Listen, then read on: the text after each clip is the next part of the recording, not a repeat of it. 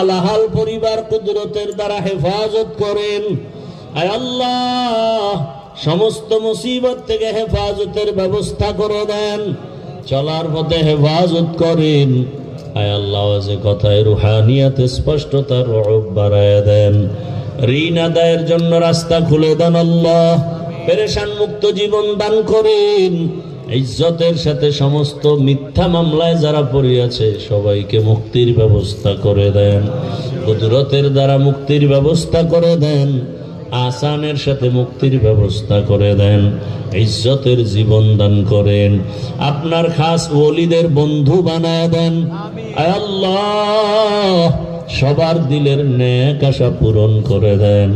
আমাদের মা, আমাদের বাবা, মুরব্বীরা যারা দুনিয়ায় নাই, মেহেরবানি করে সবার কবর জান্নাত বানায় দেন, যারা অসুস্থ সুস্থ বানায় দেন।